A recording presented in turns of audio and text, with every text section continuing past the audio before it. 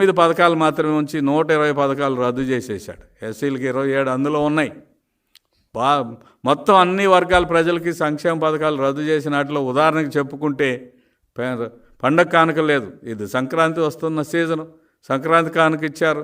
రంజాన్ సందర్భంగా మైనార్టీలకి రంజాన్ కానుక ఇచ్చారు చంద్రబాబు నాయుడు గారు. నిన్న మొన్న జరిగిన క్రిస్మస్ పండుగకి క్రిస్మస్ కానుక, క్రిస్మస్ గిఫ్ట్ కూడా ఇచ్చారు. వీటన్నిటి ద్వారా 220 కోట్ల రూపాయల నష్టం ఈ వర్గాల ప్రజలకి కోల్పోయారని చెప్పడం మీకు తెలియజేసుకుంటా ఉన్నాను. సంక్షేమం ఏదో చేశామని చెప్తూ ప్రకటనలకు పరిమితమైన సంక్షేమం కాదు కోరుకుంటుంది ఈ వర్గాల వారు. ఖచ్చితంగా గతంలో జరిగిన సంక్షేమ పథకాలు ఉదాహరణకు తీసుకుంటే చంద్రన్న బీమా పథకం, 18 సంవత్సరాల వయసు నిండిన వారు ఎవరైనా సరే, ఏ పని చేసిన వారైనా సరే, ఎంతమంది కుటుంబంలో ఉన్న అందరికీ కూడా దురదృష్టశాస్తు వయసు మీరి చనిపోతే సహజ మరణం అయితే 2 లక్షల రూపాయలు వచ్చినాయి. చనిపోయిన వెంటనే 5,000 రూపాయలు మట్టి ఖర్చులు, దహన ఖర్చులకు ఇచ్చారు. అదే యాక్సిడెంట్లో చనిపోతే 5 లక్షల రూపాయలు. ఏది ఆ సంక్షేమ పథకం? భవన నిర్మాణ కార్మికులు కానీ, రోజువారీ వేతనం మీద పనిచేసే కూలీలకు కానీ ఈరోజున చంద్రన్న బీమా లేదు.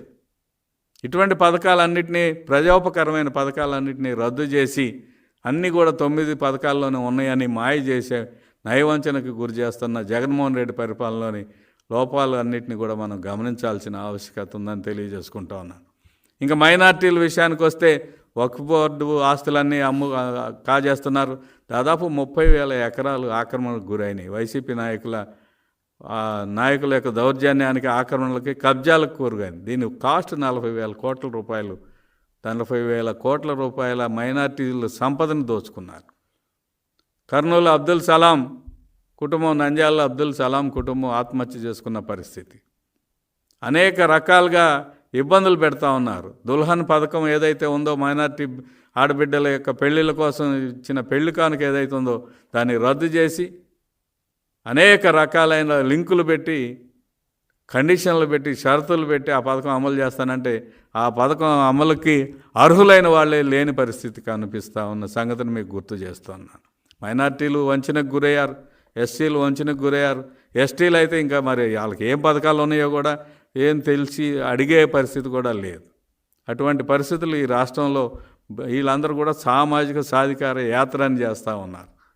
సాధికారత అంటే సొంత కాళ్ళ మీద నిలబడే పరిస్థితుల్ని సృష్టించాలి ప్రభుత్వం అంటే. ఆనాడు చంద్రబాబు నాయుడు గారు ఆదరణ పథకం పెట్టిన దాదాపు ఎన్నో వేల కోట్ల రూపాయల సొమ్ముని, ఒక్క నిమిషం చెప్తాను, దాదాపు బీసీ కులాల వారికి